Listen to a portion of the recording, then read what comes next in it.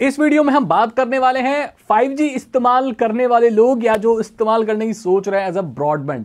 कभी आपने सोचा है कि 5G को as a mainstream broadband हम क्यों यूज नहीं कर सकते? क्या है भाई, 1 Gbps की स्पीड है, 5G आ चुका है, लेकिन अभी भी हमारा चिंटू ब्रॉडबैंड पे लटका हुआ है। ऐसा क्यों भाई? तार टूट जाते हैं, प्रॉब्लम में होती है, 5G चलाओ।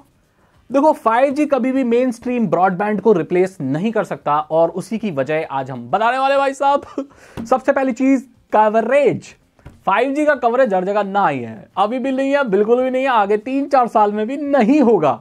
मैं अभी भी ऐसी बहुत सारी जगहों को जानता हूं जिनमें 4G भी ठीक से आ नहीं रहा, आता नहीं है, स्पीड तो बिल्कुल नहीं आती। अब बहुत सारे लोग इस चीज से राब्ता नहीं रखेंगे, बहुत ज्यादा लोग इससे रिलेट नहीं कर पाएंगे क्योंकि उनके यहां बहुत अच्छे से चलता होगा। लेकिन हम लोग पूरी इंडिया के लिए वीडियोस बनाते हैं और पूरी इंडिया से अलग अलग कोने से लोगों के मैसेज हमारे पास आते हैं। हम ऐसे मैसेज भी देखते हैं कि अबे तू पागल है, 5G को बुरा बोलता है, मेरे यहां तो 1 इतनी स्पीड आ रही है, तू क्या बकवास कर रहा है। हम उनकी बात भी सुन लेते हैं। हमारे पास एक सुदूर इलाके में बैठा एक आदमी भी है, वो बोल रहा है भैया आप क्या 5G की बकवास बातें करते हो, हमारे यहां तो 4G भी नहीं आ रहा। मैं उसकी बातें भी सुन रहा हूं। सो ओवरऑल पूरे इंडिया के इनपुट्स हमारे पास आते हैं, तो हम सभी लोगों के लिए बात करते हैं। आपके यहां आ रहा है, दैट्स वेरी नाइस, लेकिन ऐसे बहुत सारे लोग हैं जिनके यहां 5G आ ही नहीं रहा, तो वो लोग उसको एज अ ब्रॉडबैंड यूज कर सकते हैं? नहीं कर सकते। उनके यहां पर आने में कितना टाइम लगेगा? बहुत टाइम लगेगा। ठीक है, तो ये बात है। तो यहां पर क्या है कि आपका कवरेज आपको हर जगह 5G का अभी नहीं मिला, ना ही आगे मिलेगा बहुत वक्त तक, तो इसका मतलब है उसको ब्रॉडबैंड के तौर पर यूज नहीं किया जा सकता।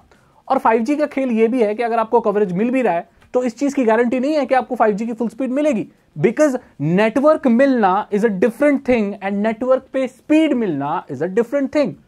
ऐसा हो सकता है आपके फोन में फुल नेटवर्क आ रहे हो और उसके बाद भी आपकी स्पीड ही नहीं आ रही, क्योंकि आपके नियरेस्ट टावर से आपको कवरेज तो पूरा मिल रहा है, लेकिन उस नेटवर्क पे इतना लोड है कि उतनी स्पीड बैंडविड्थ पे आ ही नहीं रही है।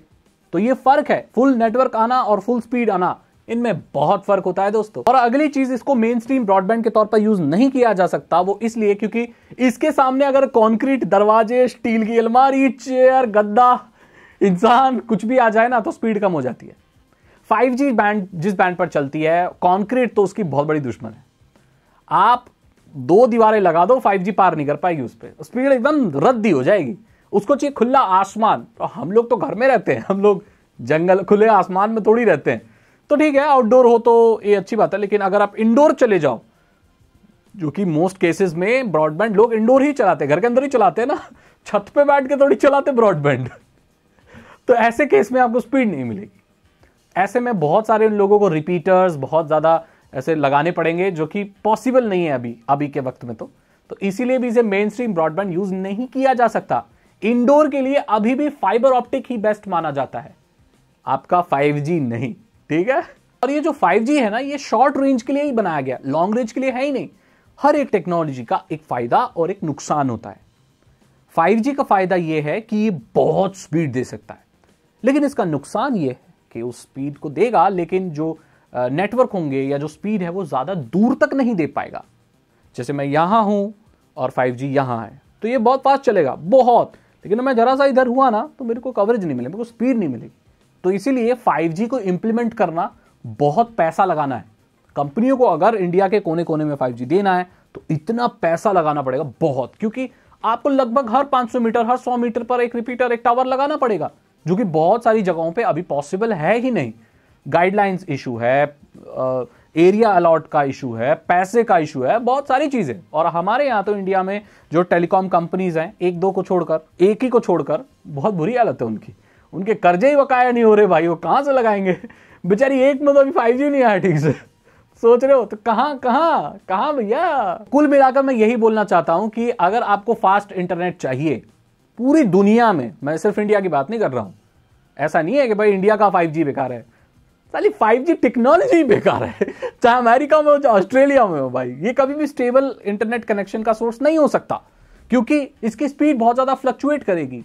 लोड के ऊपर डिपेंड करता है, टाइम के ऊपर करता है, आपका मौसम कैसा चल रहा है, कौन सी बिल्डिंग में रहते हो, लफड़े। इसका सोल्यूशन है फाइबर ऑप्टिक्स।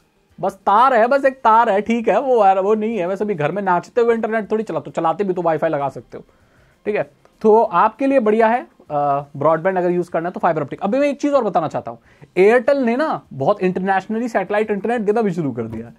और बहुत सारे लोग ये भी बोल रहे हैं कि भाई सैटेलाइट इंटरनेट ना ऐसी तैसी कर देगा 5G। कुछ नहीं करेगा ये, कुछ नहीं करेगा ये। सैटेलाइट इंटरनेट का आविष्कार उन रिमोट एरियाज में इंटरनेट देने के लिए हुआ है जहां पर ना तो 4G 5G है, ना तो फाइबर ऑप्टिक पहुंच सकता है, जहां पर एकदम डेड जोन है, वहां के लिए है सैटेलाइट इंटरनेट। ये बिल्कुल भी फास्ट ब्रॉडबैंड की जगह रिप्लेस नहीं कर सकता भैया, ब्रॉडबैंड की चीज को कोई रिप्लेस नहीं कर सकता। वायरलेस इंटरनेट तो बिल्कुल नहीं, और सैटेलाइट तो बिल्कुल भी नहीं। इसके बारे में भी बात करेंगे। फिलहाल मैंने बता दिया। आप बताओ भाई, क्या आपके घर में ब्रॉडबैंड लग रहा है? क्या आप 5G को ही ब्रॉडबैंड के तौर पर इस्तेमाल कर रहे हो या 4G को, और कैसे कर रहे हो? आपके घर में कौन सा इंटरनेट लग रहा है? मोबाइल डेटा है, कौन सी कंपनी का है? मुझे कमेंट सेक्शन में बताओ, मैं पढ़ूंगा और हमें पता चलेगा कि इंडिया एक्चुअली इंटरनेट कहां से ले रहा है। अगर आपको वीडियो अच्छी लगी तो लाइक करें, दोस्तों के साथ शेयर करें। साइबर सिक्योरिटी और इथिकल हैकिंग में इंटरेस्ट है तो डिस्क्रिप्शन चेक करें। मैं मिलता हूं आपसे अगली वीडियो में। Thank you so much and good bye.